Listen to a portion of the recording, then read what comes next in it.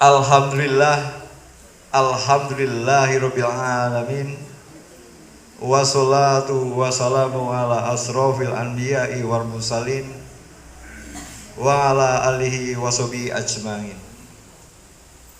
Allahumma inni as'aluka ilman nafi'a wa rizqan thayyiba wa amalan mutaqabbalan. Amma ba'du. Yang saya hormati, yang saya muliakan, yang saya tatimi, beliau Ustadz Junianto SE. Alhamdulillah sudah hadir di antara kita semuanya. Yang saya hormati sesepuh dan para pemuka agama di Kadus 2, terkhususnya di RT 3 RW 4, RT 4 RW 4. Yang saya hormati juga seluruh jamaah pengajian rutin DKM malam Jumat Kliwon. Alhamdulillah masih tetap berdatangan, antusiasnya sangat menggebu-gebu. Alhamdulillah, ini mungkin karena rutinitasnya atau karena ustadznya, saya nggak tahu juga. Mudah-mudahan karena lillahi ta'ala, mudah-mudahan, amin amin ya rabbal alamin. Yang jelas tetap kita harapkan kehadirannya. Yang lain masih di rumah, monggo silakan untuk hadir karena baru kita mulai dan insya Allah sampai jam 9 ataupun lebih, sekitar setengah 10-an atau jam 10 Pak Ustadz. Oh Pak Ustadz oke-oke saja katanya. Dan tak lupa pula selawat dan salam mari kita aturkan kepada junjungan kita, uswah kita, tauladan kita, pimpinan kita, Nabi Muhammad Sallallahu Alaihi Wasallam.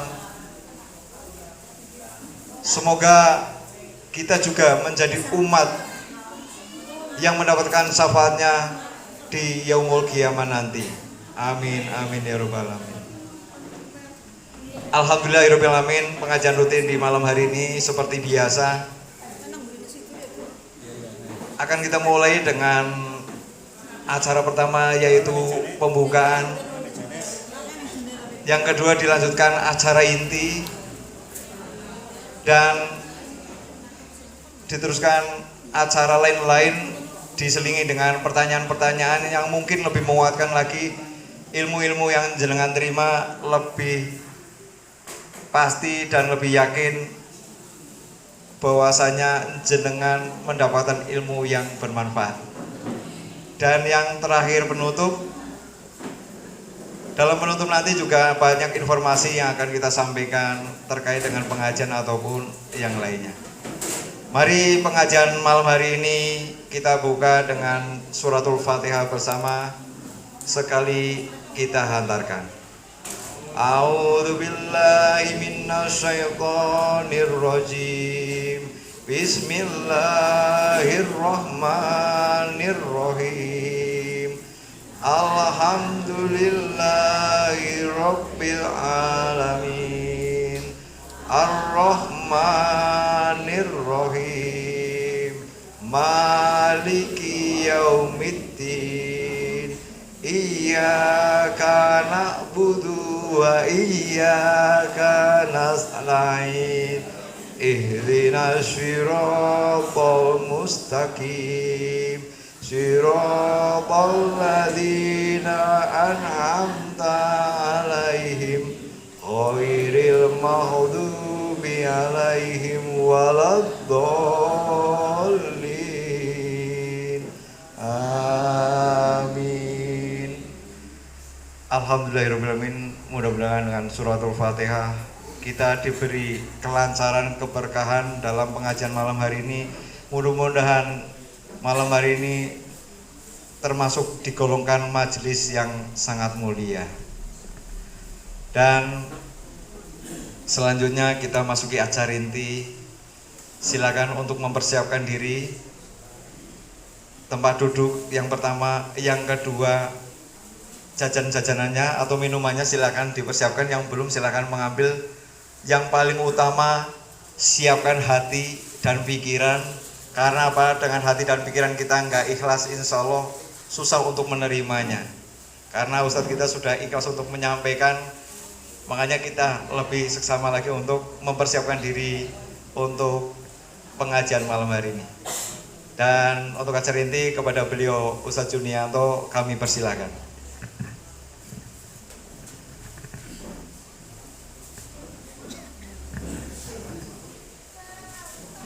Bismillah.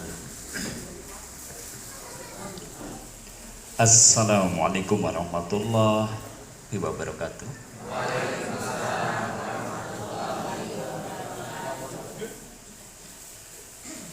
Innal hamdalillah nahmaduhu wa nasta'inuhu wa nastaghfiruh wa na'udzu billahi min shururi anfusina wa min sayyiati a'malina may yahdihillahu fala mudilla lahu wa may yudlilhu fala hadiya lahu. Asyhadu an la ilaha illallah wahdahu la syarika lah wa asyhadu anna Muhammadan abduhu wa rasuluh. Allahumma shalli wa sallim wa barik ala Muhammadin wa ala alihi wa ashabihi wa man tabi'ahum bi ihsanin ila yaumiddin. Amma ba'da. Fa ya ibadallah usikum wa iyaya bi taqwallah. Faqad qala Allah ta'ala ya ayyuhalladzina amanu taqullaha wa qulu qawlan sadida yuslih lakum a'malakum wa yaghfir lakum dzunubakum wa may yuti'illaha wa rasulahu faqad faza fawzan 'azima. Wa qala Rasulullah sallallahu alaihi wasallam may yuridillahu bihi khairan yufaqihu fid din wa qala man salaka tariqan yaltamisu fi ilman sahalallahu lahu bihi tariqan ilal jannah. Sadaqallah wa sadaqa rasul karim. Kesepuhan ingkang dahat kinurmatan lan ugi sedanten alim ulama ingkang kawula berteni asatidah yang juga semoga dimuliakan oleh Allah, segenap pengurus majelis taklim, hadirin hadirat, Bapak Ibu saudara-saudari semuanya yang juga semoga senantiasa rahmat dan keberkahan terlimpah kepada kita semua. Malam ini malam apa? Bukan, malam 12 Rabiul Awal. Cemuah kliwon. Jadi sakralnya bukan cuma kliwonnya, sakralnya kita berada di hari yang para ahli tarikh itu menyebutkan ini adalah hari kelahiran manusia yang sangat mulia, baginda kita Nabi Muhammad SAW. Untuk itu kita bersyukur nih dipertemukan di malam hari ini. Semoga keberkahannya beda, gitu kan? Tidak cuma Jumuah Kliwon, ini malam 12 Rabiul Awal. Nah, kita berharap nih kita bisa mungkin meraih kecintaan kita Nabi, karena kita berusaha untuk mengingat ya tentang diri beliau, tentang kebagusan akhlak beliau. Makanya hari ini kita akan bahas tema yang nyambung-nyambung dengan itu.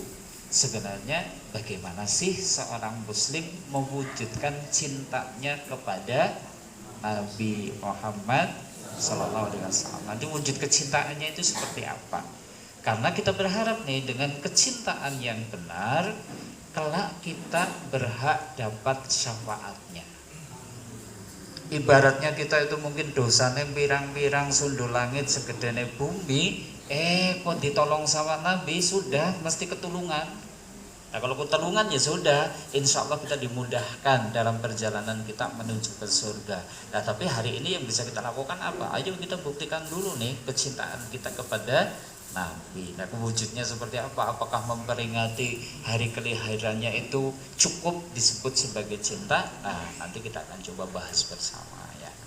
Baik Bapak Ibu saudara-saudari kaum muslimin yang semoga senantiasa dimuliakan Allah. Sebelumnya salawat serta salam semoga senantiasa tercurah pada uswah kita, tauladan kita Rasulullah Muhammad Sallallahu Alaihi Wasallam beserta keluarganya, sahabatnya, dan juga orang-orang yang sikoh dalam dinul Islam dan yaumil qiyamah ya. Begini Bapak Ibu kaum muslimin harus diakumullah. Saya ingin tunjukkan dulu satu kenikmatan besar yang Allah limpahkan kepada kita, yaitu Allah karuniakan kepada kita, nabi kita itu nabi yang termulia di antara nabi-nabi yang lain. Sisi kemuliaannya di mana? Beda dengan nabi yang lain, nabi itu diutus untuk kaumnya saja. Tapi kalau nabi kita, Nabi Muhammad SAW, itu diutus di kafatan linnas, untuk seluruh manusia. Beda dengan Nabi Isa, itu diutus kepada kalangan Bani Israel. Nanti termasuk generasi-generasi sebelumnya, ada Nabi Musa, ada Nabi Yusuf gitu kan, ada Nabi Daud, Nabi Sulaiman, itu adalah hanya untuk kalangan Bani Israel. Tapi kalau Nabi kita diutus untuk seluruh manusia. Ini satu. Dua, mukjizat yang diberikan kepada Nabi secara umum sifatnya hanya temporeral. Artinya hanya di waktu itu saja dan tidak muncul lagi kemukjizatannya. Contoh mukjizatnya Nabi Musa apa? Tongkat. Yang kadang dilempar bisa jadi ular. Ketika dipukulkan ke batu di pinggir laut, laut jadi bisa terbelah. Bisa diulang? Bisa diulang? Enggak bisa. Nanti kemudian tongkatnya mungkin dikasihkan kepada Nabi Daud. Nabi Daud ya tidak kemudian bisa mukul batu kemudian laut menjadi terbelah. Ya sudah, mukjizatnya saat itu toh. Nabi Ibrahim bisa ngulang lagi supaya api tidak membakar ketika beliau dilempar ke gunungan api? Nggak bisa, ya cuma saat itu tok saja. Begitu dilempar di gunungan api, Allah perintahkan, ya naru kuni bardan, hei api jadilah kamu dingin, sehingga kemudian Nabi Ibrahim selamat. Tapi besok-besoknya nggak bisa terus pamer lagi suluh, disurung karo tangan, dicekeli kompor lagi murup mungkin terus dia nggak bisa gitu, seperti itu. Sudah, mukjizatnya selesai sampai di situ. Termasuk Nabi Sulaiman juga seperti itu, mukjizatnya itu sudah berhenti. Tapi mukjizat Nabi kita apa coba? Mukjizat Nabi kita apa? Al-Quran, kehaibahannya, kedahsyatannya abadi.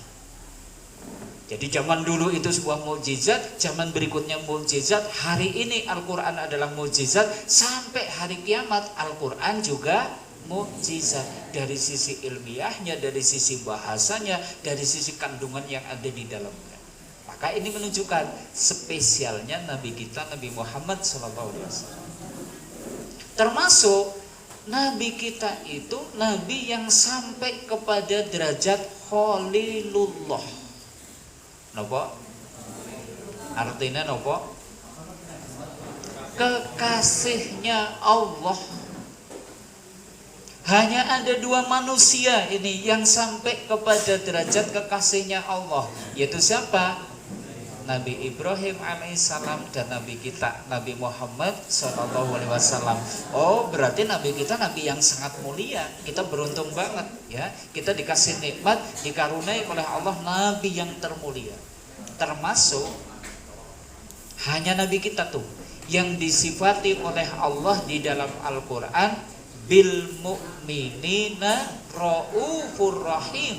Ini hanya Nabi kita tok yang disanjung sama Allah bahwa beliau itu terhadap orang-orang beriman amat welas asih. Raufur rahim ini kan sebenarnya sifatnya Gusti Allah, tapi ternyata ikut disematkan kepada sifatnya Nabi kita Nabi Muhammad SAW. Ini menunjukkan keistimewaan Nabi kita dibandingkan dengan nabi-nabi yang lain. Termasuk beliau itu adalah khotamun nabiyyin. Apa itu? Penutup para nabi. Jadi nabi paling terakhir itu siapa sih? Ya Nabi kita, Nabi Muhammad SAW. Dan ini menunjukkan keutamaan. Tidak ada lagi kenabian setelahnya. Sekali lagi, ini menunjukkan kemuliaan Nabi kita, Nabi Muhammad SAW. Termasuk beliaulah satu-satunya pemilik syafaatul udma. Syafaat itu ada dua. Satu syafaatul udma, dua syafaatul am. Syafaatul udma ini syafaat bagi penghuni mahsyar. Jadi besok ketika kita itu dibangkitkan lagi pada hari kiamat, kita akan dikumpulkan di tempat namanya apa? Mahsyar. Yusaruna sayumal kiamati, ya.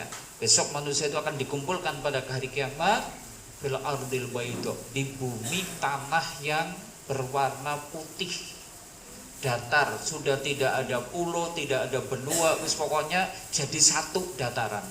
Tidak ada lagi gundukan, tidak ada lagi cekungan, sudah tidak ada bukit, tidak ada gunung, semuanya rata. Di saat itu matahari didekatkan di atas kepala kita.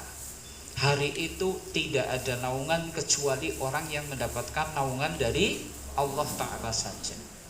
Sehingga manusia merasakan penderitaan yang sangat. Ibnu Rajab Al-Hambali sampai menggambarkan di hari itu ketika kita pertama dikumpulkan di mahsyar, orang itu saking hausnya sampai tenggorokannya putus, orang itu saking laparnya itu sampai lambungnya hancur. Dan itu dibiarkan oleh Allah dalam kurun waktu yang dikehendakinya. Ada yang mengatakan 250 tahun dibiarkan seperti itu. Nah hari itulah orang itu nyari-nyari, ada gak ya sosok yang bisa memberi pertolongan. Datanglah kepada Nabi Adam. Ya Adam, anta abal basar, wa khalaqakallahu biyadaihi, ya.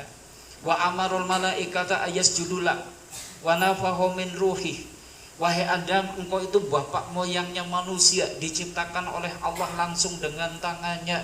Bahkan begitu tercipta, Allah perintahkan malaikat untuk sujud kepadamu. Isfa'lana ila rabbika, tolonglah mintakan syafaat untuk kami kepada Tuhanmu. Engkau sudah tahu bagaimana kesengsaraan kami, engkau sudah tahu bagaimana penderitaan kami. Apa jawab Adam? Jangan datang kepadaku, datanglah kepada selainku. Hari ini aku pun takut. Nafsi, wislah nyong golet selamat dewek, sampean ya pada golet selamat. Nabi Adam jawabannya gitu. Sampai akhirnya coba datang kepada Nabi Nuh. Perintah Nabi Adam kayak gitu. Maka manusia berbondong-bondong datang kepada Nabi Nuh. Jawabannya sama. Nafsi. Nabi Nuh kemudian cuma perintah, coba datang kepada Ibrahim. Ibrahim jawabannya sama. Nafsi. Apa nafsi? Dewek. Ya Allah, tega banget ya Nabi Adam. Kene jaluk tulung malah jawab lah dewek lah gitu kan. Mereka boleh selamat yang boleh selamat dewek gitu kan. Sampai Nabi Isa pun seperti itu. Sampai akhirnya manusia mendatangi siapa? Nabi Muhammad SAW. Wah, begitu dimintai syafaat, maka beliau itu kemudian menghadap kepada Allah Azza wa Jalla, sujud dengan sujud yang lama sambil menyanjung-nyanjung memuji Allah Azza wa Jalla. Sampai akhirnya Allah niku langsung dawuh, ya Muhammad irfa ra'saka, wahai Muhammad bangun, angkat kepalamu, sal tu'tahu, mintalah apa yang kamu minta pasti aku kasih. Isfa'tu syafa', kalau kamu mau memberi syafaat, kamu bisa memberi syafaat. Akhirnya beliau pun bangkit dan kemudian apa yang diminta beliau. Kalau tadi Nabi yang lain jawabannya kemana? Nafsi. Nabi kita enggak, bahkan beliau itu kemudian ya Rabbi ummati, ya Tuhanku, umat saya ya Tuhanku, Inilah kita beruntung nih bahwa kita itu dikasih sama Allah kenikmatan besar, diutus kepada kita seorang nabi yang keutamaannya paling utama di antara manusia, paling utama di antara nabi dan rasul yang lain. Maka mencintai beliau itu konsekuensi iman. Napa? Tak sambil berdiri aja biar yang di belakang sih ngantuk konangan ya. Sambil berdiri. Jadi karena Nabi itu sedemikian utama, maka mencintai beliau itu konsekuensi iman. Terus tiang kok ngaku beriman harus cinta kepada Nabi. Bahkan sampai beliau ngendika la yu'minu ahadukum hatta akuna ahabba ilaihi mimma siwahuma. Belum beriman salah seorang di antara kalian sampai menjadikan aku siapa? Nabi Muhammad SAW menjadi yang paling dicintai daripada selainnya. Oh ternyata iman ada konsekuensinya. Nek jenengan esi luwih tresna karo bojone, tresna karo biyunge, tresna karo anake, ngungkuli tresnane kalih Nabi sallallahu alaihi wasallam, berarti gimana? Belum sempurna imannya. Karena kesempurnaan iman ditandai dengan cinta kepada, menjadi yang paling dicinta dibandingkan dengan selainnya. Termasuk mencintai beliau adalah adab yang sangat agung. Nah dari sini kaum muslimin arsyadakumullah, kok kayaknya penting nih kita itu tahu bagaimana sih wujud kecintaan kita kepada Nabi. Masalahnya kan zaman kita tidak sejaman dengan beliau. Kalau kita hidup sejaman dan kemudian dekat dengan beliau sih tanda cinta kayaknya gampang. Jujuki gedang, tanda cinta. Oh jenengan masak daging kirim teng daleme Nabi, jenengan damel unjukan kirim makan teng daleme Nabi. Tapi hari ini beliau pun sedo, andai masih hidup pun kayaknya ya gesangnya pun boten pandang. Orang nang Gemiwang gitu kan, karena Nabi tinggalnya di mana? Arab. Oh berarti dalam konteks kekinian kita harus tahu seperti apa sih mewujudkan kecintaan kita kepada Nabi di zaman ini. Dari sini yuk kita coba runtuti satu persatu. Harapannya nanti cinta kita bukan sekedar cinta gombal. Cinta gombal ada? Cinta gombal sih kepripun? Halo. Ya nukur lamis tok gitu kan. Ditakoni Bapak Ibu cinta enggak sama Nabi? Cinta. Wujudnya nampo? Mbuh kowe ndak nyung orang ngerti dah gitu. Nah, makanya ini butuh, ayo dari sini yuk kita coba runtuti satu persatu ya. Baik Bapak Ibu saudara-saudari kaum muslimin dan saudara-saudara, yuk coba kita runtuti nih bagaimana sih cara mencintai Nabi. Yang pertama ini mentaati beliau. Satu apa? Ya. Jadi begini. Di antara wujud kasih sayang Nabi kepada kita, beliau itu perintah-perintah, larang-larang kita. Banyak perkara yang beliau perintahkan, banyak perkara yang beliau larang untuk diperbuat sama kita. Yang kadang kalau kita tidak sadar, kita ngomong kula jan apa-apa diperintah, apa-apa diperintah, apa-apa ora oleh gitu kan. Siapa sih Kakang Udu, Rama Udu, Bekayu apa? Wa Udu. Gitu kan ya? Nabi Bekayune apa kakangin jenengan? Bukan. Pagedene jenengan? Bukan. Like jenengan? Bukan, tapi perintah-perintah. Sing kencing gak boleh sambil berdiri, sing makan gak boleh ditiup, sing jerekon kudu nganggo asta kanan, mlebet teng masjid jerekon samparan temen, nek mlebet teng WC kon nganggo samparan kiwe, kok ngatur-ngatur teman gitu ya. Tapi ya memang seperti itu, karena saking cintanya beliau kepada kita sehingga beliau itu atur hidup kita. Oh kalau bisa tidur miring ke sebelah kanan, kenapa jantung ada di sebelah kiri, sehingga kemudian ketika kita itu tidur jantung masih bisa berdenyut memompa darah dengan baik. Oh jadi ya perhatian banget ya Nabi kepada kita. Iya. Oh kenapa kita nggak boleh minum kok kemudian ditiup dulu? Ternyata nafas yang keluar dari mulut kita itu mengandung karbon dioksida yang kemudian itu bercampur dengan gas yang keluar dari makanan atau minuman kita yang panas berubah menjadi gas metan yang itu juga nanti akan membahayakan badan kita. Oh ternyata kencing sambil jongkok itu ternyata lebih bisa menuntaskan air kencing dalam kandung kemih kita sehingga nanti kita bisa terhindar dari batu ginjal, bisa terhindar dari prostat. Nabi seperti itu. Maka bentuk kecintaan kita kepada beliau diwujudkan dalam bentuk apa? Taat. Taat sih nopo? Manut. Berarti manut kepripun? Ya nopo sing didhawuhaken dening Nabi dilampahi, nopo sing dipun larang dening Nabi jauhi. Emang ada dasar perintahnya kalau panjenengan kan derek dumateng Nabi? Ada. Ini nih. Allah Ta'ala ingkang dawuh, ya ayyuhalladzina amanu, he wong-wong kang padha iman, atiullah wa atiur rasul, taatlah kalian kepada Allah, taatlah kalian kepada. Ora cukup kita itu taat kali Gusti Allah tok ning lajeng kemudian lah aku anggar-anggar ayat Al-Qur'an hanya gelem lakoni, tapi kan anggaran hadis lah, hadis li ora wajib, ora kudu ditut. Keliru kita di dalam memahaminya.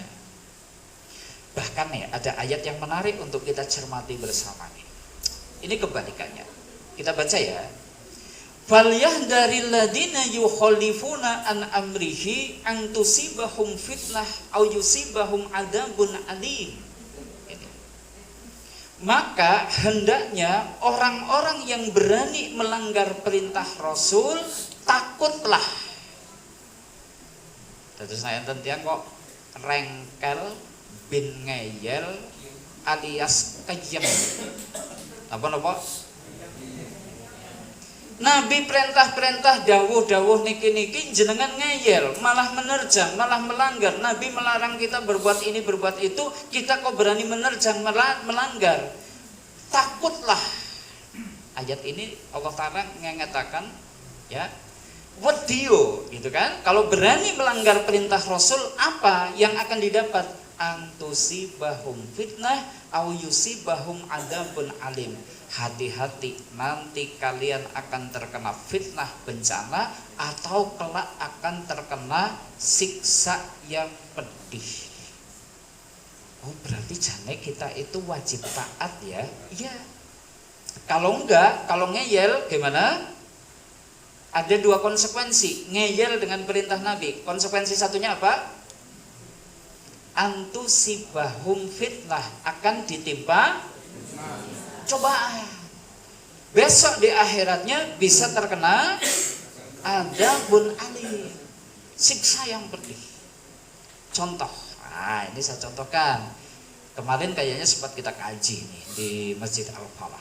Begini Bapak Ibu kaum muslimin, saya ingin contohkan bahwa kita itu melanggar perintah Rasul itu nanti ada konsekuensinya. Contoh perintah Nabi begini, Nabi itu pernah mengingatkan kepada kita, kepada para sahabat dengan sabdanya begini, alhambu mautun. Jadi pernah ada orang itu nanya-nanya, duh Rasulullah, terkait dengan interaksi kami dengan saudara ipar, sebenarnya boleh nggak sih, gitu kan? Jawab Nabi malah jawabannya apa? Alhambu mautun, saudara ipar, IP itu adalah kebinasaan, al-maut. Maksudnya gimana nih hadis ini? Kenapa kita kok nggak boleh dekat-dekat, nggak boleh bebas begitu saja berinteraksi dengan saudara ipar? Ngertos saudara ipar? Sinten? Ya misalnya nih seorang istri, iparnya berarti kakaknya, kakak laki-laki suami atau adik laki-laki suami. Kalau seorang laki-laki berarti saudara ipar yang berbahaya siapa? Kakak perempuannya istri atau adik perempuannya istri. Bisa dipahami? Oke. Tadi Nabi ngendika kepripun? Saudara ipar al-maut. Sudah ada filmnya tuh. Saudara ipar al-maut. Al-maut berarti apa? Kebinasaan. Nah, saya punya cerita. Mungkin pernah saya ceritakan itu di Masjid Al-Falah. Ini kisah nyata, terjadi belasan tahun yang lalu di negara Arab, tepatnya di kota Riyadh ini ya, sampai diberitakan di koran yang ada di sana. Tersebutlah ada pasangan pemudi baru saja nikah, sudah terjadi akad, mereka kemudian pindah ke kota Riyadh karena sang suami sudah memiliki rumah tempat tinggal sendiri. Beberapa hari tinggal, tiba-tiba si suami itu ditelepon sama ibunya. Nah, adik laki-laki kamu diterima di universitas yang ada di Riyadh. Daripada dia kos, daripada dia ngontrak nyari apartemen, saya titip ya biar adik kamu tinggal bersama kamu saja. Si laki-laki ini dapat telepon seperti itu dari ibunya, sebenarnya hatinya berdebar. Dia suka ngaji, tahu betul bahwa Nabi itu bersabda tadi, alhambu mautun, saudara ipar itu kematian, kebinasaan. Tapi mau menolak wong yang titip ibunya sendiri, yang dititipkan adik laki-lakinya sendiri. Kok kayaknya gimana? Orang patut kalau menolak. Maka akhirnya ibu sumonggo biar nanti adik tinggal bareng bersama kami saja. Betul, akhirnya adik laki-laki si suami ini kemudian tinggal bareng bersama mereka. Hari berganti hari, waktu kemudian berlalu, sampai akhirnya si adik sudah lulus kuliahnya. Keluarga ini dikaruniai 2 putri kecil-kecil. Nah, suatu saat ketika si suami itu pulang dari kerja, mengalami kecelakaan dahsyat, yang akhirnya si suami ini koma dalam waktu lama. Koma itu gimana? Tidak sadarkan diri dalam waktu lama, sampai berbulan-bulan. Nah, saat si suami ini dalam keadaan koma, rumah sakit melakukan observasi. Seluruh organ tubuhnya itu kemudian diteliti. Harapannya nanti kemudian ditemukan cara supaya si laki-laki ini segera tersadar dari komanya. Otaknya diteliti, urat sarafnya, ginjalnya, pankreasnya, jantungnya, hatinya, bahkan termasuk livernya, dan seluruh organ tubuhnya itu diobservasi. Qadarullah, beberapa bulan kemudian laki-laki ini sadar dan sembuh. Akhirnya setelah dicek badannya betul-betul sudah fit, diizinkan pulang. Nah, ketika pulang dijemput tuh sama istri dan 2 putri kecilnya. Maka dokter kemudian bertanya, "Tuan, siapa yang menjemput Anda?" "Oh, itu istri saya, Dok," gitu. Nah, terus dua gadis kecil itu, "Oh, itu alhamdulillah anak-anak saya, Dok," gitu. Sebenarnya dokter mau ngomong sesuatu, tapi karena baru sembuh, sudahlah, dibiarkan pulang begitu aja. Akhirnya beberapa hari kemudian si laki-laki suami ini kemudian check up lagi, kontrol apakah badannya sudah memang betul-betul fit. Nah, cek sama dokter betul fit. Saat itulah dokter itu kemudian ngobrol, "Tuan, sebenarnya saya pengen ngobrol dengan Anda pas Anda itu pulang dijemput oleh istri dan 2 putri Anda." "Iya, Dok, gimana, Dok?" gitu kan. "Begini, ketika Anda koma, kami itu sebenarnya melakukan observasi ke seluruh organ tubuh Anda supaya kami bisa menemukan cara agar Anda itu bisa segera pulih dari komanya." "Iya, Dok, gimana, Dok?" Nah, salah satu yang kami observasi, kami itu berkesimpulan gini, Anda itu memiliki kelainan alat reproduksi bawaan permanen yang secara ilmiah Anda itu nggak mungkin punya anak. Begitu mendengar kalimat itu, badannya kemudian lemas seperti disambar beledek. Dia jadi terngiang dulu ketika baru nikah, kemudian pindah dititipi adik laki-lakinya. Jangan-jangan ini saya telah menyelisihi perintah Rasul. Rasul mengingatkan agar hati-hati dengan saudara ipar, saya menerjangnya. Akhirnya dia pulang, ngobrol sama istrinya, didedes. Akhirnya istrinya ngaku, di awal pernikahan suaminya baru meniti karir, sering kerja di luar kota. Di rumah istrinya sering berdua-duaan dengan adik laki-lakinya sendiri, dan ternyata mereka kemudian selingkuh dan berzina. 2 anak kecil itu adalah hasil hubungan dengan adik laki-lakinya sendiri. Ini yang disebut dalam ayat tadi, "Falyahdharil ladzina yukhalifuna an amrihi an tusibahum fitnah." Hendaknya orang yang berani melanggar perintah Rasul takut. Takut apa? Nanti kena fitnah, nanti kena bencana, nanti kena musibah. Musibahnya tadi, punya anak ternyata hasil selingkuh.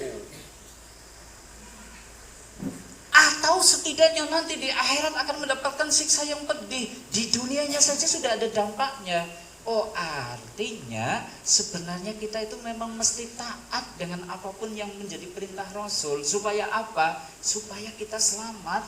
Kenapa?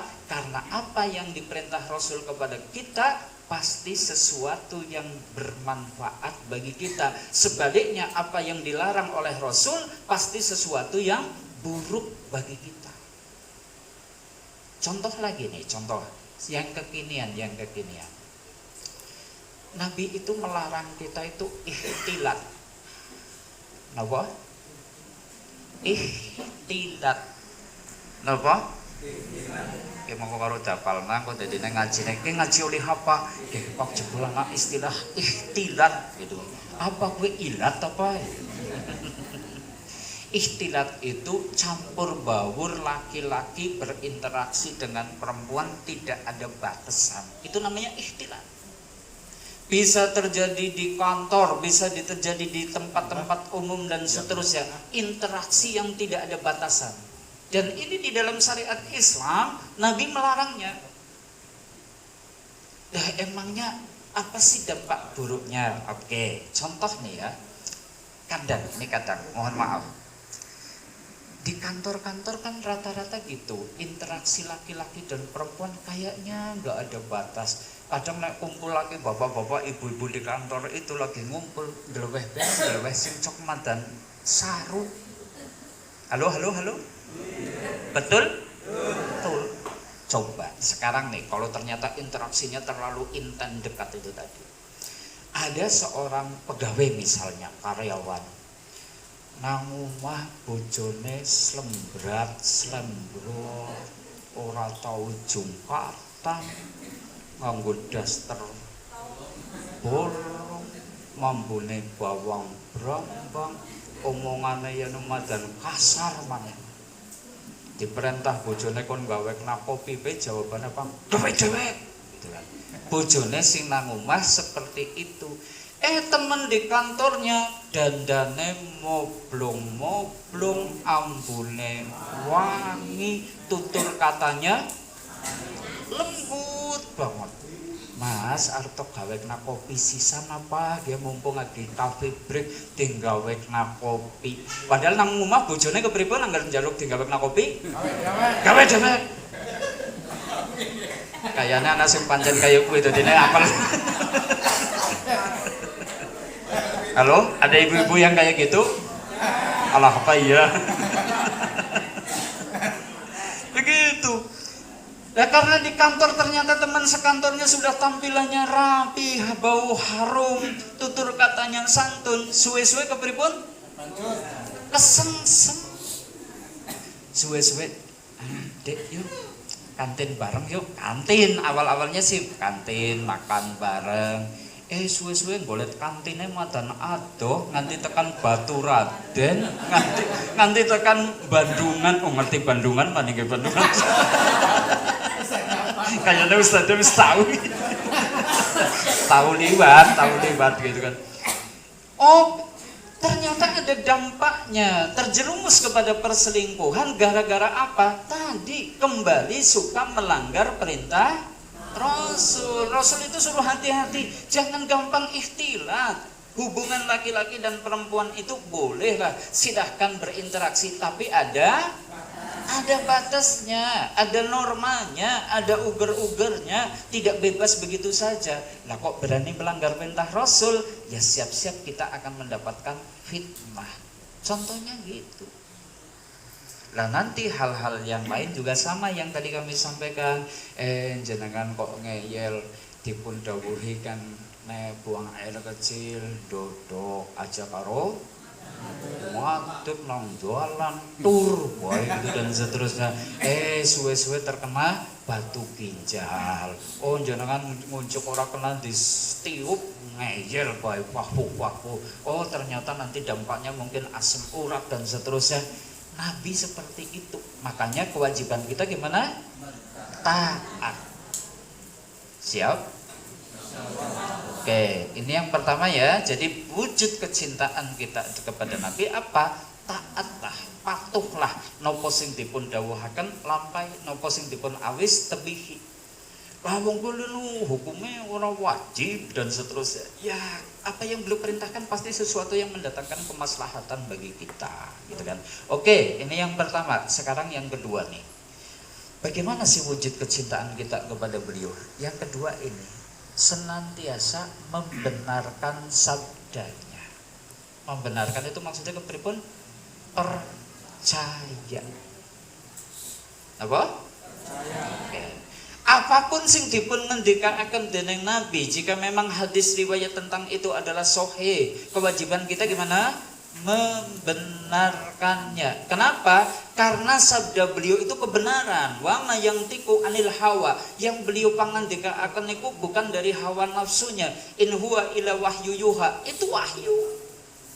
Cuma memang beda dengan redaksi di dalam Al-Qur'an, itu wahyu yang memang tetap dijaga orisinalitasnya, tekstualnya itu dari Allah. Tapi kalau sabda Nabi wahyu tapi bahasanya pakai bahasa manusia, makanya tetap wajib dibenarkan. Contoh nih, beliau kok ngabar-ngabarkan kita tentang perkara gaib, kewajiban kita gimana? Percaya. Jajal jenengan pun nate dereng petukan senggolan karo rokib dan atid. Nabi kan ngabarakan, katanya setiap kita itu senantiasa disertai siapa? Malaikat, rokib dan atid. Yang kerjanya itu nyatet kita. Wis tahu ketemu, wis tahu omong-omongan, wis tahu senggol-senggolan. Kenapa? Oh, malah. Jadi orang kepenak ya. Jebul ada sing biasa malah gatolan. Ya kira rokib siji ne maning lah. Dongeli dikabari dhisik ngati-ati tat kiana rokib batati gitu kan. Makanya jam macam-macam jenengan ngrendengi gampang kemenangan gitu kan. Tapi tadi malaikat yang tadi itu saya tanya, wis tahu pedukan? Percaya? Oke. Termasuk Nabi itu ngabarkan setiap kita itu punya korin. Apa? Teman dekat, satu dari kalangan jin, satu dari kalangan malaikat. Setiap hari kita disertai dua teman itu tadi. Punate senggol-senggolan. Belum pernah. Tapi kewajiban kita gimana? Percaya, sebab itu kalimat betul-betul datang dari Nabi Shallallahu Alaihi Wasallam. Termasuk misalnya nih tentang kabar umat terdahulu. Kita itu kadang kalau yang suka sinau sejarah ya, sejarah yang kita baca di Bible, Injil dengan sejarah yang mungkin diceritakan sama Nabi kita itu kadang beda. Padahal salah satu bukti kebenaran Nabi itu bahwa fakta sejarah yang diceritakan sama Nabi itu harus sesuai dengan fakta ilmiah yang ada. Saya pernah ikut pelatihan kristologi itu dulu tahun 2013-an bersama biarawati Ibu Irene Handono itu di Bekasi beberapa hari. Pulang dikasih oleh-oleh Injil. Suruh ini loh bahasa-bahasa Injil begini, cerita tentang Nabi terdahulu.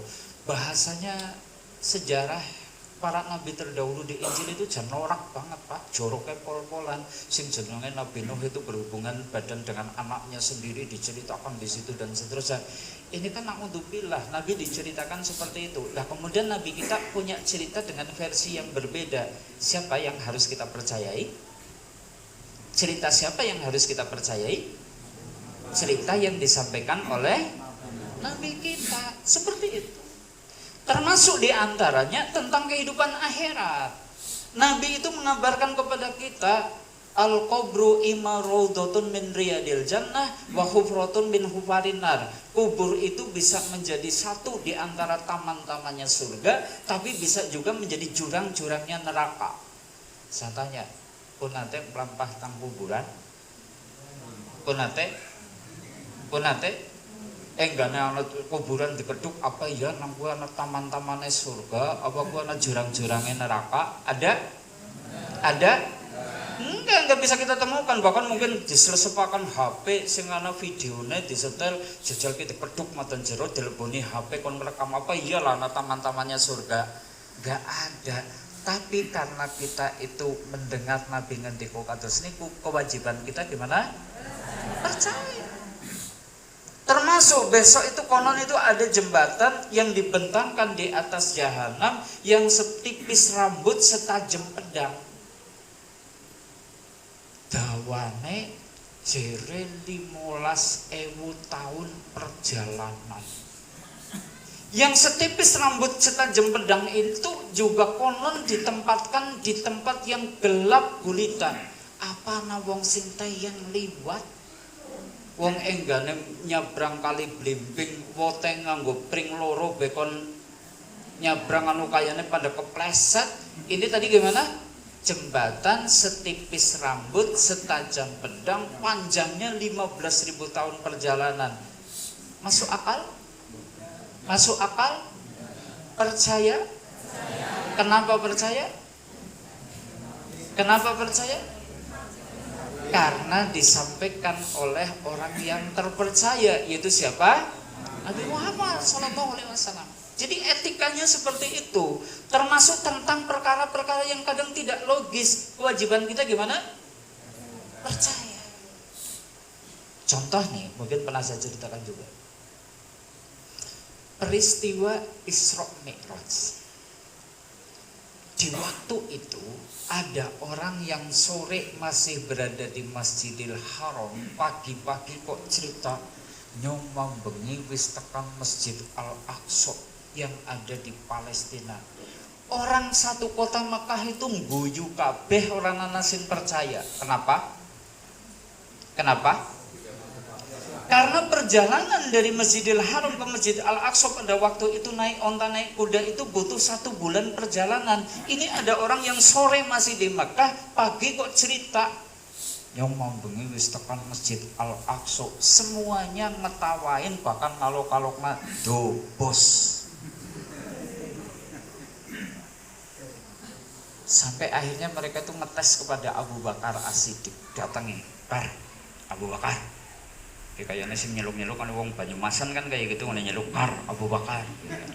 Rika wis krungu apa? Ae lho. Kancane Rika jere bengi wis tekan Masjid Al-Aqsa, bahkan jere ngaku-ngaku wis tekan langit ping 7. Rika percaya apa ora? Gitu kan. Abu Bakar itu dengan santai, nggak pakai mikir-mikir amat. Kalau memang itu dikatakan oleh Nabi Muhammad SAW, saya yakin. Jawaban Abu Bakar seperti itu. Yang ayo kita coba renungi, andai kita hidup di zaman itu, di tempat itu, saya tanya, kira-kira kita termasuk seperti Abu Bakar apa seperti Abu Jahal? Halo. Ayo Abu Bakar lah, ngambilin Abu Bakar. Karpe. Masalahnya hari ini kadang kita itu dengar hadis dari Nabi saja kita itu pakainya logika, akal. Kalau ternyata nggak masuk akal kita tolak. Kalau tidak kita itu mungkin tidak sejalan dengan apa yang disampaikan Nabi, kita singkirkan hadis tadi. Jangan-jangan andai kita hidup di zaman itu, kita juga seperti Abu Jahal yang mengertawakan Nabi, yang mentertawakan Nabi, yang tidak percaya dengan apa yang diucapkan oleh Nabi. Coba yang sering saya contohkan.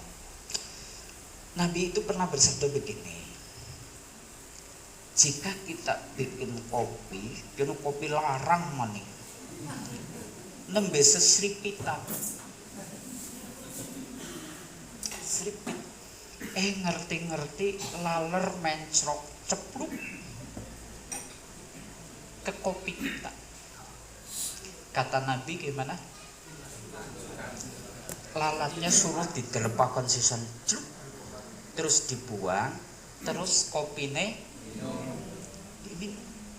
Saya tanya, wis tau ngamalaken? Halo. Ini sabda Nabi. Kalau wong kotoran kopi nggo dibuang gawe maning sing apa? Larang-larangan nang ngene woyo ya paling pira tengene Pak Woyo. Pola sewu pula ora apa-apa timbang mongko malah wetenge larak. Kita mungkin berpikirnya gitu, pakai akal. Kenapa? Lah wong laler iki gawane mencruk nang nggon batang kotoran, dengane mencruk nang kopi lho ya mesti nggawa kotoran. Perasaan lah wong laler ijo li jiji hepol, siji nggawa penyakit, loro jiji. Betul? Padahal sabda Nabi tadi sudah terbukti dalam ilmu kesehatan modern. Ternyata lalat itu memang karena nemplok ke tempat kotor, bangkai kotoran, sayap kiri itu membawa kuman, bakteri, penyakit. Sudah, kalau mencrok ke kopi kita, ya pasti itu ada bakteri, ada E. coli dan seterusnya. Tapi menariknya, penelitian modern itu menyebutkan, ketika lalat itu ditekan dengan jari loh ya, dengan jari. Kenapa? Karena ini tekanannya sudah diperhitungkan sedemikian rupa sekian Pascal, itu nanti menjadi sebab sayap sebelah kanan itu mengeluarkan antibodi, sehingga kemudian benih penyakit yang ada di dalam minuman itu tadi sudah mati dan bersih, tidak ada penyakit lagi, sehingga dibuang lalatnya, diminum aman. Wani wis tok jelasna wani ya nu tetep ngeyel karena memang kita seperti itu gitu kan. Kita tuh suka milih-milih hadis gitu kan. Makanya andai kita hidup di zaman Nabi kok Isra Mi'raj, jan kayane jenengan Abu Jahal. Bukannya Abu Bakar, bukan Abu Jahal gitu, nggak percaya. Jadi intinya gitu. Oh ternyata ini kunci dalam urusan agama itu, tidak semua perkara dalam agama itu pakai akal logis, tidak. Ada perkara-perkara yang tidak logis. Sering saya sampaikan, coba nih kita wudu, tahu-tahu ngentut, batal? Batal. Oke. Kalau pakai akal, mestinya yang kita bersihkan itu bagian mana? Bagian mana? Bagian mana? Kan pantat, yang keluar angin bau kan pantat, bukan tangan. Tapi ternyata kita disuruh ngulang wudu. Ngulang wudu berarti gimana? Basuh tapak tangan, kumur-kumur, kemudian istinsak, wajah dibasuh, tangan sampai ke siku, usap kepala, kaki, baru sah. Bagian yang keluar angin yang bau disentuh? Diusap? Dibasuh? Logis? Logis?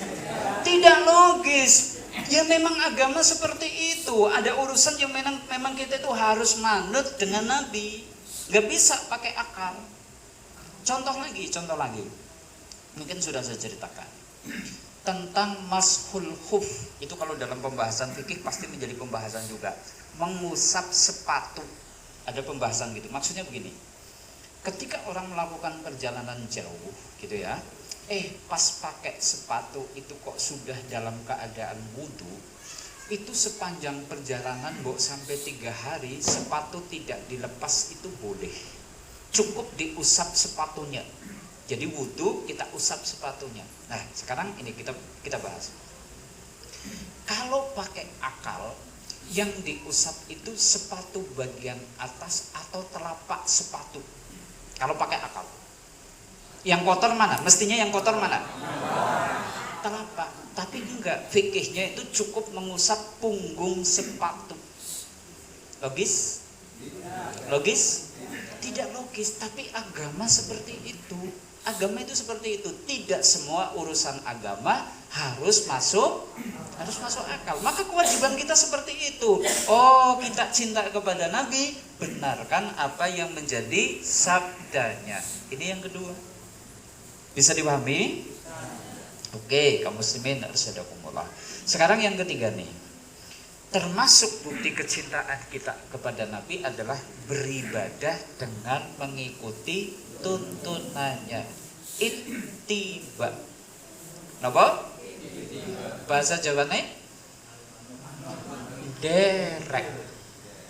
Ittiba bahasa Jawane derek sih kepripun? Ngintil sih kepripun? Ya wis pokoke Nabi melu melayu, Nabi berhenti melu berhenti, Nabi belok kanan kita ikut belok kanan, Nabi belok kiri Nabi ikut belok kiri. Itu namanya ittiba derek.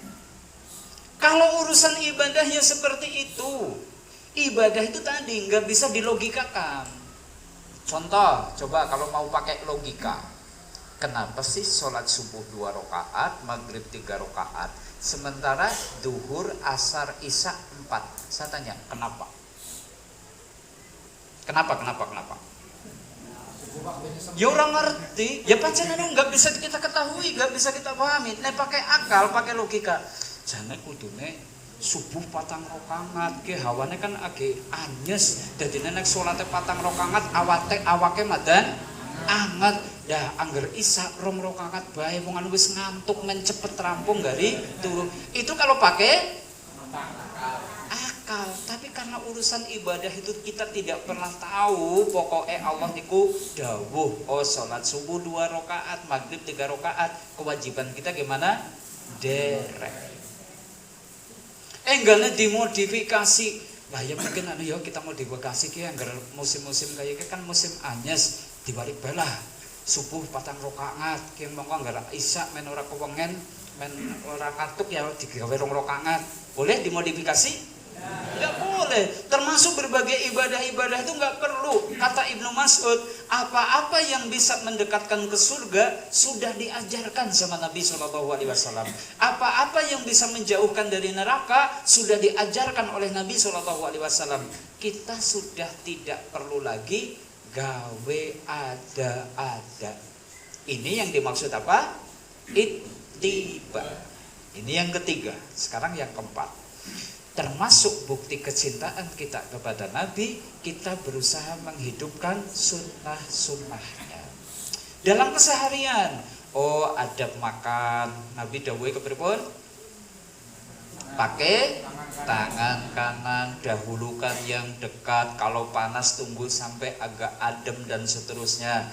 Terus jangan terlalu kenyang, makanlah ketika lapar, berhenti makan sebelum kenyang. Jenengan malah kewalik urung ngelih ya wis dahar maning, urung mandek angger urung antep ping 17.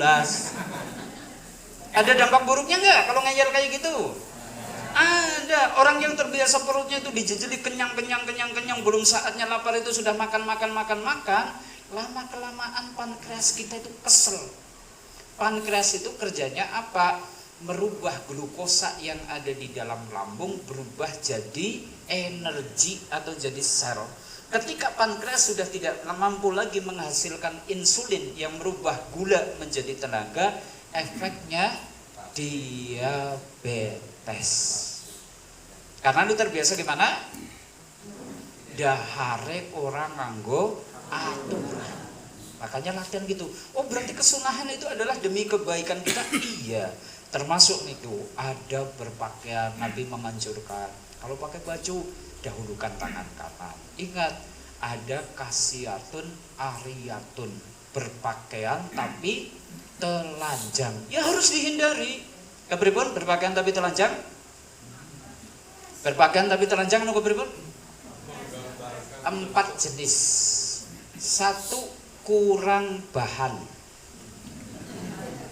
Paham? Kenah anake kaose anake sing umur 5 tahun tenggo pijunge. Ya begitu ndekokong bokonge keton, begitu tangane njunjung wudele keton. Malah bojone seneng kae, bojone nyombo seksi, alah malah bojone bangga gitu kan. 1, kurang bahan. 2, kurang jahitan. Napa? Bahannya sih cukup dari atas sampai ke kaki. Jebul bagian samping ora dijahit-jahit. Ada yang model baju kayak gitu ada ya? Begitu melangkah apa? Bapak, sengapal. Pupune keton. 3, menutup ning tipis banget.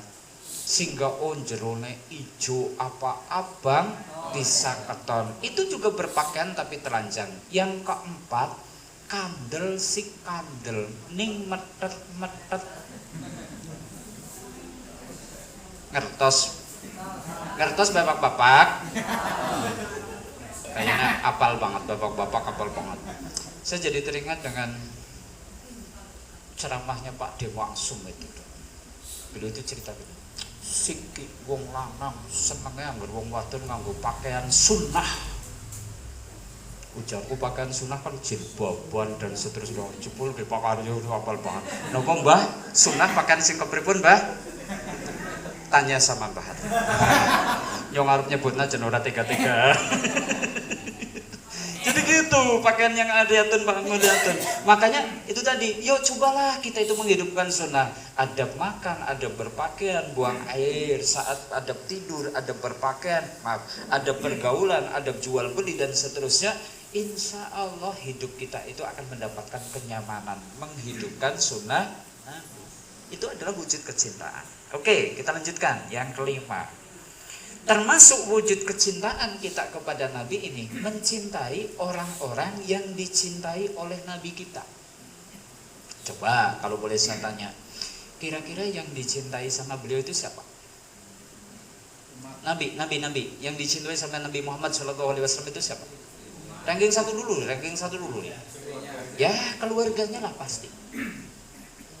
Berarti konsekuensinya kita gimana? Kita sebagai muslim ya harus cinta dengan keluarganya Nabi. Gak bisa memilah-milah. Kayak orang Syiah kan gitu. Mereka tuh benci banget dengan Ibunda Aisyah, benci banget dengan mungkin istri-istri yang lain dan seterusnya. Kita enggak. Kita sebagai muslim sejati cinta kepada keluarga beliau, istri-istri beliau, keturunan-keturunan beliau. Cinta.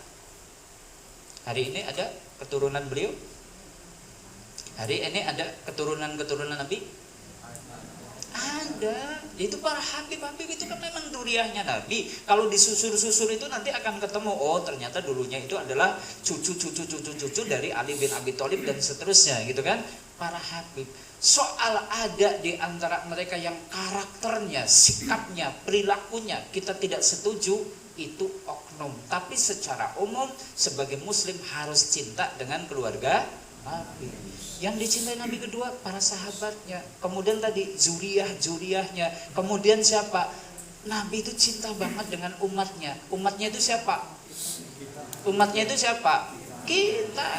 Mestinya kita umat Islam itu harus cinta kepada umat Islam yang lain.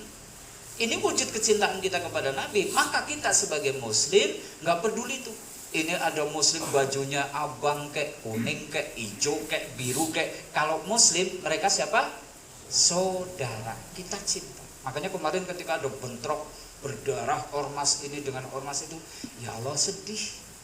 Kalau cinta kepada Nabi mestinya gimana? Umat Islam saling mencintai. Jadi kita itu saling mencintai sesama umat Islam adalah wujud kecintaan kita kepada Nabi Shallallahu Alaihi Wasallam. Oke, ini yang kelima. Yang keenam, termasuk wujud kecintaan kita kepada Nabi adalah dengan banyak bersolawat. Coba ini ada ayat yang menarik. A'udzubillahi minasyaitonirrajim. Innallaha wa malaikatahu yusholluna 'alan nabi. Ya ayyuhalladzina amanu shallu 'alaihi wasallimu taslima. Menariknya di mana sih? Gitu. Oke, kita terjemahkan dulu. Innallaha sak temene Allah wa malaikatahu lan malaikat-malaikatipun yusholluna 'alan nabi, bersolawat kepada Nabi.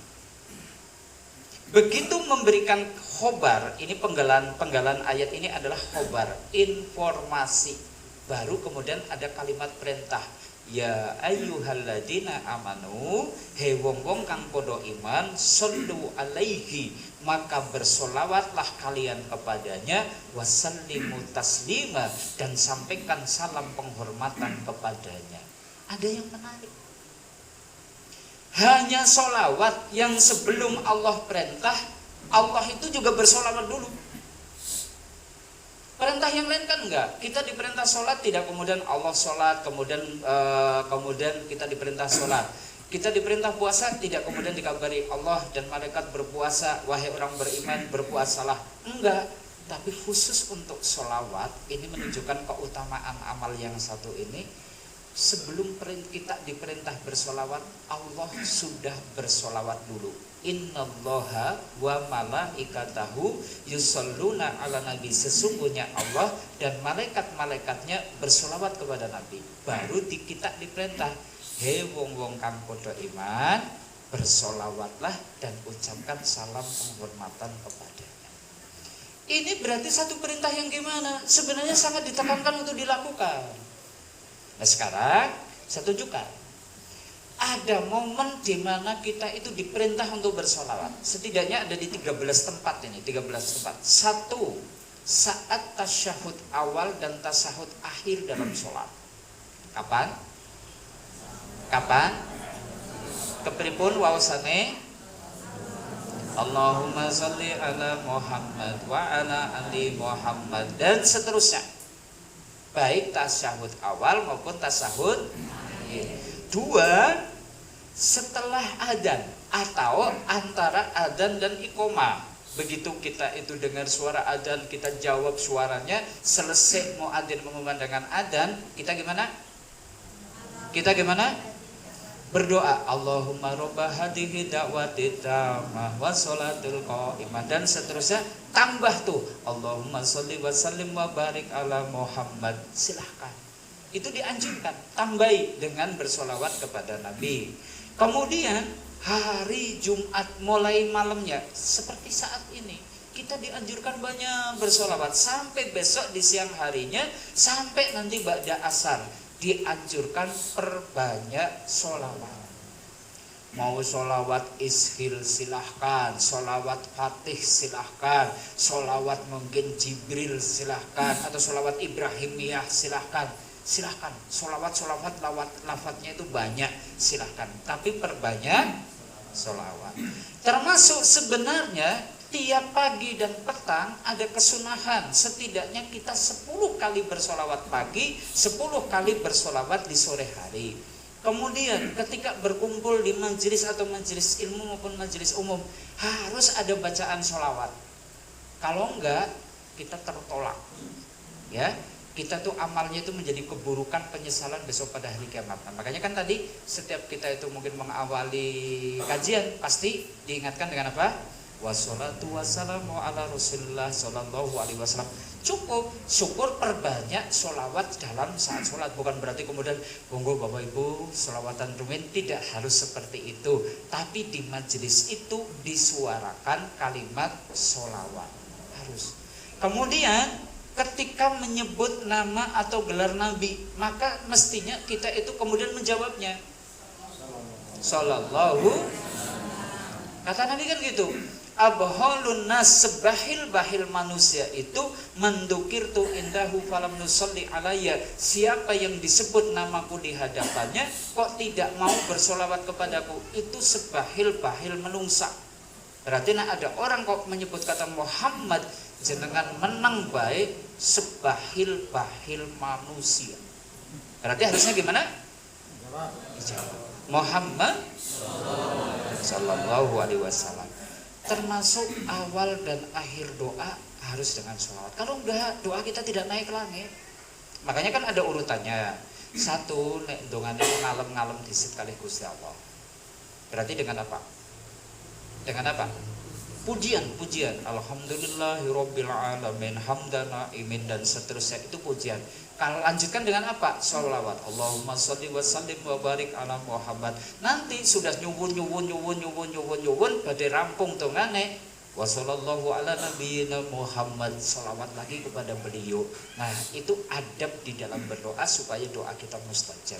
Termasuk masuk dan keluar masjid itu sebenarnya dianjurkan juga untuk dengan membaca sholawat. Masuk Allahumma ftahli abwaba rahmatik, sambil tambahi dengan sholawat Allahumma sholli ala Muhammad dan seterusnya.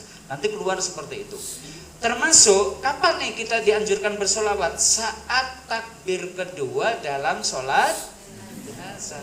Takbir pertama baca apa? Al-Fatihah. Takbir kedua sholawat. Takbir ketiga doa untuk si mayat. Takbir keempat doa untuk si mayat, boleh untuk diri kita. Allahumma la tahrimna ajruhu wa la taftina ba'dahu dan seterusnya. Oke, kemudian saat berada di makam Nabi, kita juga dianjurkan sholawat. Jangan tindak umroh lajeng kemudian diawali dengan mungkin tinggal di Madinah, jangan sholat di Masjid Nabawi, ada kesempatan kemudian sholat di Raudhah, berdoa di sana.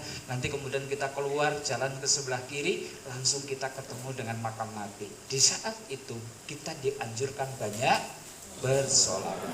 Termasuk usai membaca kunut di dalam sholat. Kadang kita ada kunut nazilah, sebagian saudara kita mungkin kunut ba'da subuh. Terakhir ketika kita itu mungkin baca kunut, maka bacaannya apa? Wa sallallahu ala nabiyil ummi wa ala alihi wa sahbihi wa sallim. Itu juga dianjurkan sholawat. Termasuk itu, setiap takbir dalam sholat id sebenarnya juga dianjurkan sholawat. Termasuk saat hendak meninggalkan majelis, kita selesai ngaji, ya sambil kita baca sholawat. Sekalipun mungkin tidak bersama-sama, masing-masing bersholawat.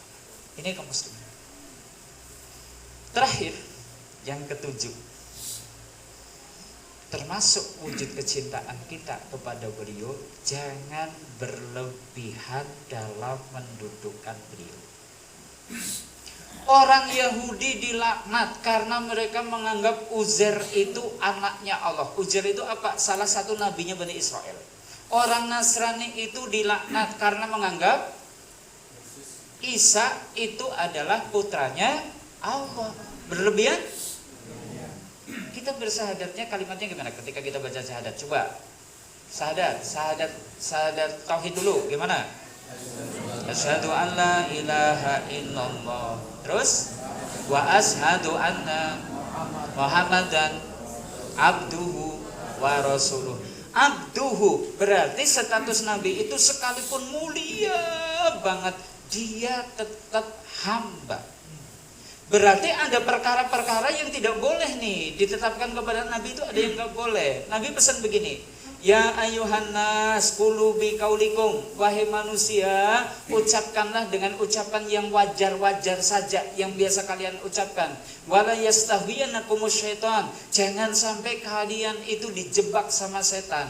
Ana Muhammadun, saya itu Muhammad, Abdullah, hamba Allah, wa rasuluhu, dan rasulnya.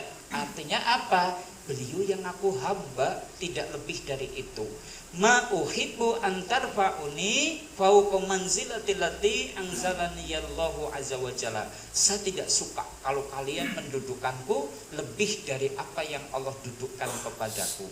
Maksudnya jangan sampai salah menganggap Nabi itu memiliki sifat-sifat ketuhanan, sehingga kemudian jenengan jaluk tolong donganen donga karo Nabi, bukan kemudian ya Allah ya Robbi Allahumma Robbana, bukan.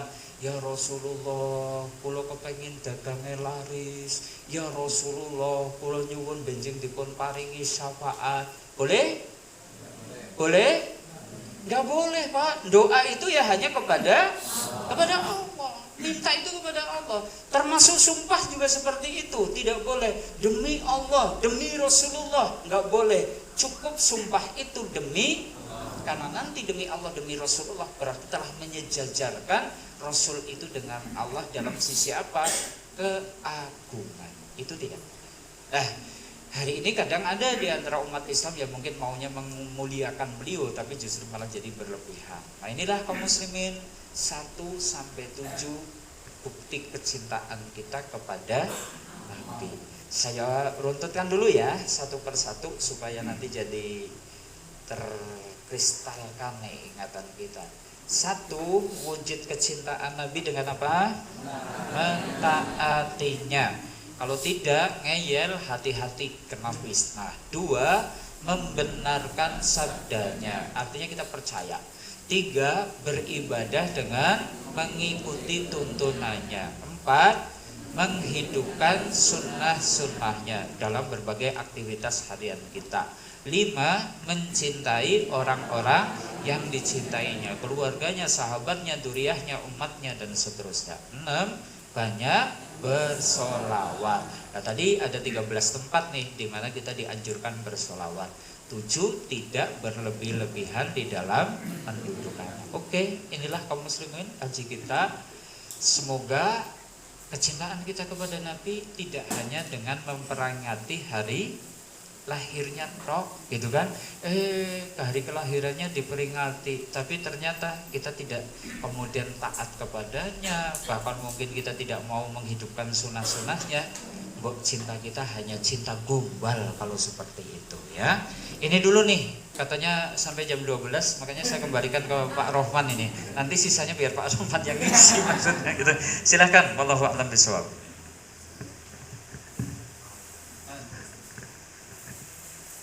Terima kasih kepada Ustadz Junianto. Sangat seru sekali tadi beberapa yang disampaikan oleh Ustadz Junianto tentang kecintaan kita terhadap Nabi. Ada 7 ya, 7 yang harus kita lakukan kecintaan kita terhadap Nabi. Coba minimal kita satu persatu kita coba untuk merubah diri kita biar lebih baik lagi. Dan ini ada kesempatan untuk menanyakan sesuatu yang mungkin masih belum paham. Silakan, seperti yang doa tadi, mudah-mudahan kita mendapat ilmu yang bermanfaat. Semoga siapa yang mau bertanya silakan. Terima kasih.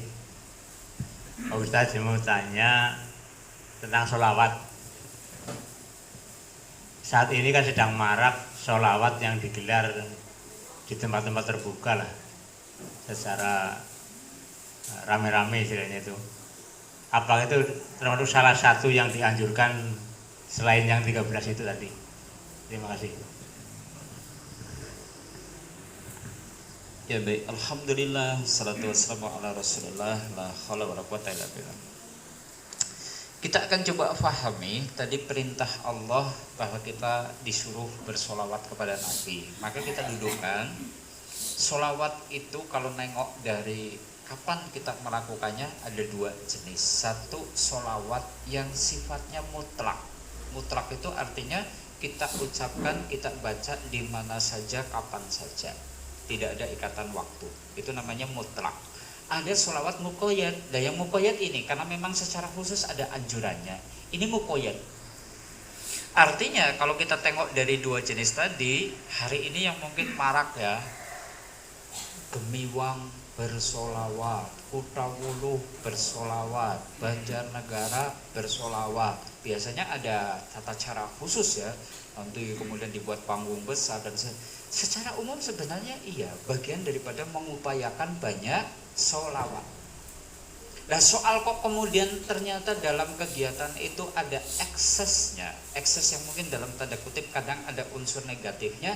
Nah ini yang kayaknya butuh untuk direduksi. Bagaimana caranya eksesnya itu kemudian tidak muncul. Contoh, jangan-jangan yang marak membuat orang itu semangat ikut seperti itu karena sholawatnya ada musiknya, ada jogetnya. Padahal sholawat intinya kan sebenarnya apa? Mendoakan Nabi. Yang namanya doa ada adabnya, ada tata caranya, sehingga nanti doa kita didengar sama Allah. Tapi tadi, oh ini mungkin karena ada iringan musik sambil mendayu, bahkan kadang pakai joget-joget. Ya biasanya seperti itu. Nah ini yang mungkin nanti butuh didudukan. Tapi bukan berarti kemudian acara sholawatannya jadi salah gitu kan. Yang salah kan berarti eksesnya. Iki anak bocah-bocah sing biasanya mabuk-mabukan melu padha melu nganti esuk ngene jagongan malah bar selawatan pada ora salat subuh gitu. Nah ini kan ekses negatif, bukan berarti kemudian sing salah sholawatnya enggak gitu kan. Nah ini yang mungkin nanti butuh perlahan-lahan karena ini mungkin lagi tren ya, memang trennya seperti itu.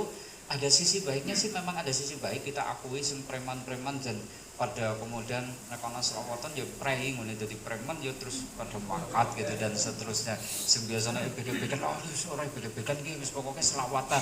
Ya mungkin adalah sisi-sisi hidayah yang bisa kemudian didapatkan. Makanya yang butuh direduksi adalah ekses-ekses negatifnya. Gitu ya, karena sholawat itu ada dua, sholawat mutlak dan sholawat yang muqayyad. Nah, yang muqayyad yang ini. Begitu aja. Ya. Ada yang lain mungkin?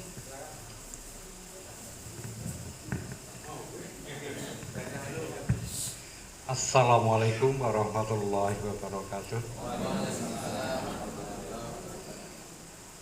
Menengok bukti kecintaan kepada Rasulullah, salah satunya membaca sholawat atau bersolawat. Ada sholawat yang diajarkan oleh Rasulullah, tapi ada sholawat yang disusun oleh ulama. Yang saya tanyakan, apakah boleh bersolawat dengan sholawat yang disusun oleh ulama? Itu satu. Yang kedua, teringat Nabi Nuh punya putra Kan'an itu kafir.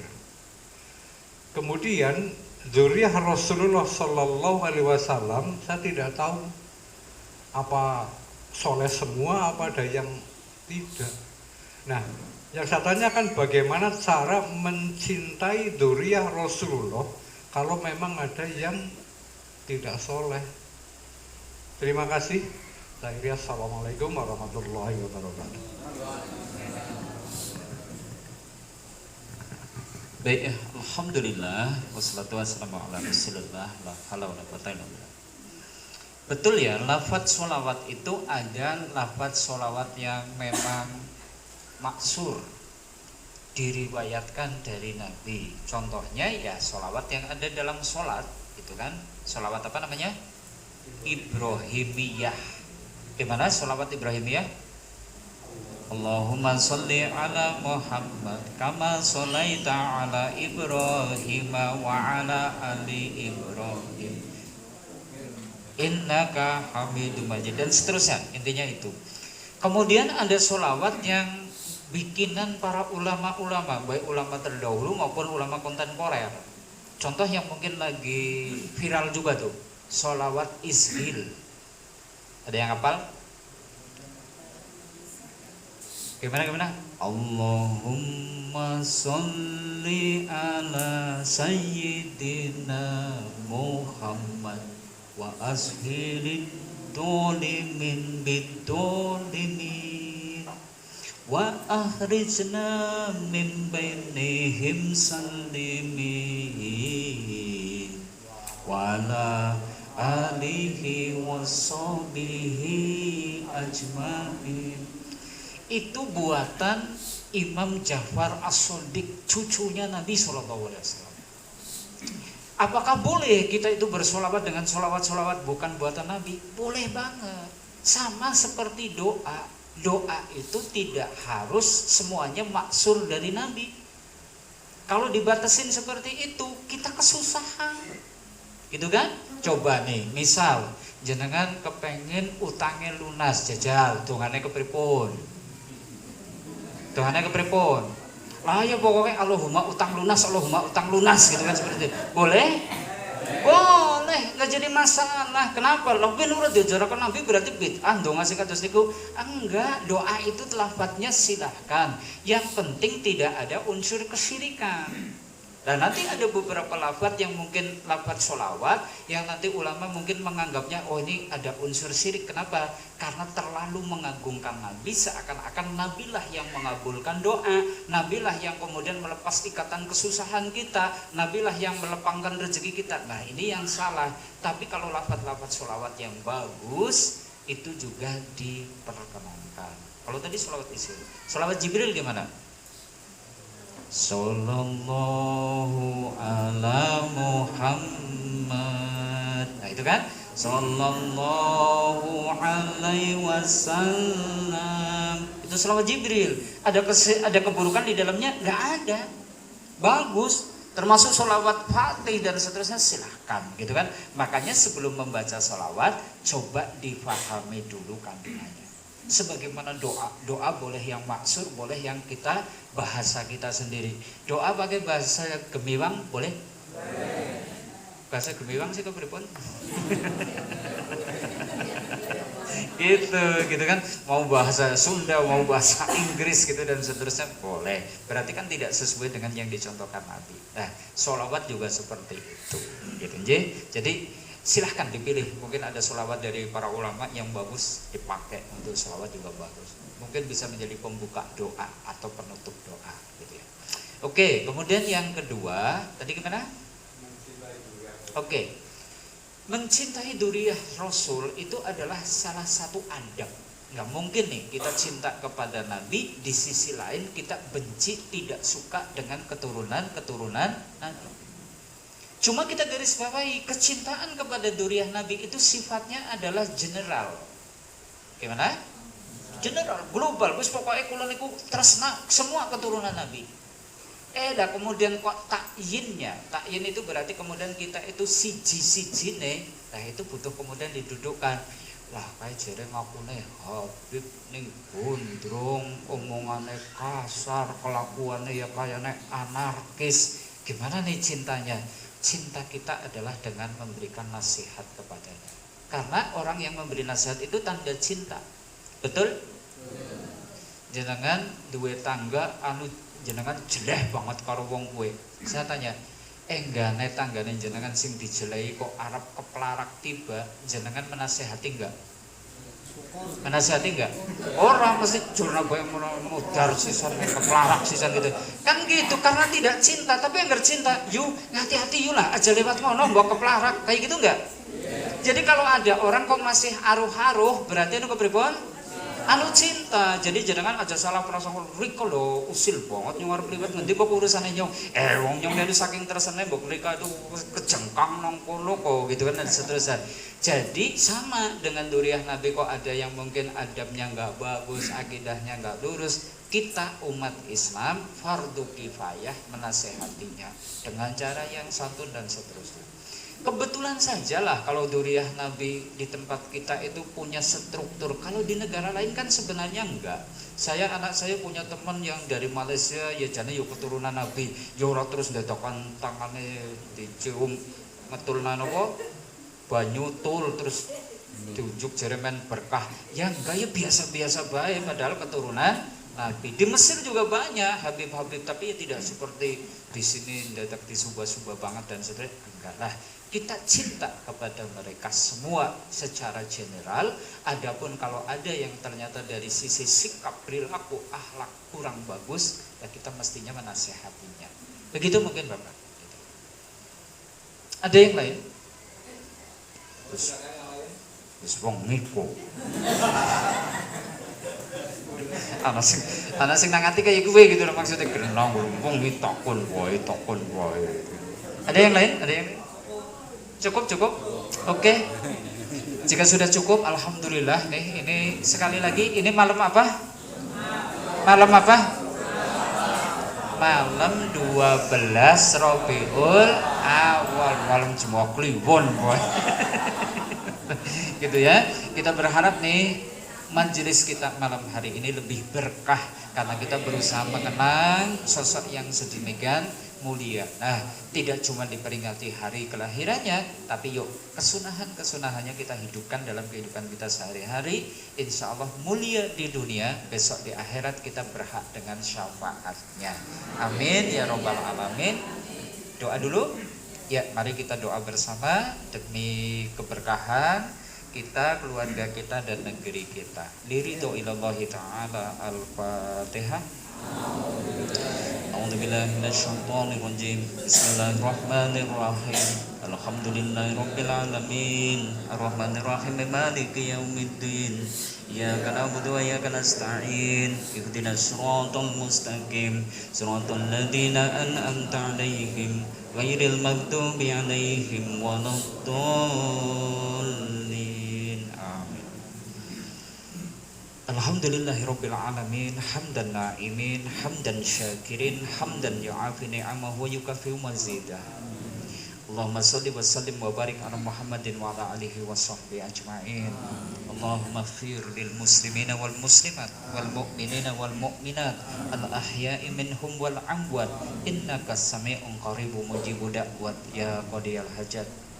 Rabbana dalamna anfusana wa illam taghfir lana wa tarhamna lanakunanna minal khasirin. Ya Allah, ya Tuhan kami akui sedemikian banyak dosa dan kesalahan kami. Sekiranya Engkau tidak mengampuni kami ya Allah, sekiranya Engkau tidak merahmati kami ya Allah, sungguh kami adalah orang-orang yang merugi. Rabbana la tu'akhidna in nasina aw akhtana. Rabbana wa la tahmil alaina isran kama hamaltahu 'alal ladina min qablina. Rabbana wa la tuhammilna ma la taqata lana bih wa'fu 'anna waghfir lana warhamna anta maulana fansurna 'alal qaumil kafirin. Ya Allah, janganlah Engkau hukum kami ketika kami tersalah atau terlupa. Ya Allah, janganlah Engkau hukum kami sebagaimana Engkau pernah menghukum kepada umat-umat sebelum kami. Ya Allah, janganlah Engkau bebankan kepada kami apa-apa yang kami tidak sanggup untuk memikulnya. Wa'fu 'anna waghfir lana warhamna anta maulana fansurna 'alal qaumil kafirin. Ya Allah, ampunkanlah pemimpin-pemimpin kami, tokoh-tokoh kami, elit-elit politik kami. Janganlah karena kezaliman, kesalahan sehingga Engkau timpakan bencana kepada kami. Ya Allah, karuniakanlah kepada kami pemimpin-pemimpin, elit-elit politik yang soleh, yang bertakwa, sehingga itu menjadi sebab Engkau bukakan keberkahan bagi negeri ini, berkah dari langit dan juga dari bumi. Ya Allah, janganlah karena kezaliman kami Engkau hukum kami. Ya Allah, janganlah karena aniaya kami Engkau azab kami. Ya Allah, jadikanlah negeri kami negeri yang aman, negeri yang berlimpah berkah, negeri yang Engkau bukakan kesejahteraan dan kemakmurannya, negeri yang berkeadilan. Ya Allah, ya Tuhan kami, jauhkanlah lingkungan kami dari berbagai bala bencana. Ya Allah, ya Tuhan kami mengharap kepadamu, berkahilah umur kami, berkahilah sehat kami, berkahilah rezeki kami, berkahilah keluarga kami, berkahilah dzurriyyah anak keturunan kami. Rabbana atina fid dunya hasanah wa fil akhirati hasanah wa qina adzabannar. Wa sallallahu ala nabiyyina Muhammad wa akhiru da'wana alhamdulillahi rabbil alamin. Demikian Bapak Ibu yang bisa kami sampaikan. Bunging papunten, mbok atur kawula mboten pranani penggalih, ada benarnya dari Allah, ada salahnya dari diri kami pribadi. Billahi taufik wal hidayah. Assalamualaikum warahmatullahi wabarakatuh. Alhamdulillahirrahmanirrahim. Teriring doa dari Ustadz kita, Ustadz Junianto SE. Mudah-mudahan majelis dan jamaahnya selalu diberkahi dan diridhoi oleh Allah Subhanahu wa Ta'ala. Amin ya Rabbal Alamin. Mari kita tutup pengajian malam hari ini dengan bacaan hamdalah dan diteruskan dengan doa kafaratul majelis bersama.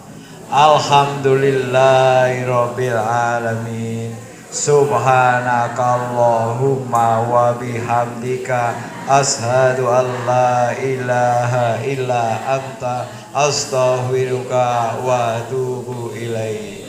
Terima kasih, matur nuwun, sugeng kondur. Wassalamualaikum warahmatullahi wabarakatuh.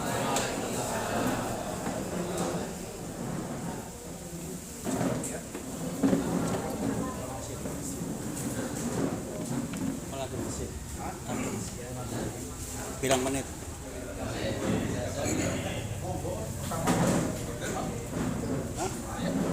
Mau pada kabar balik.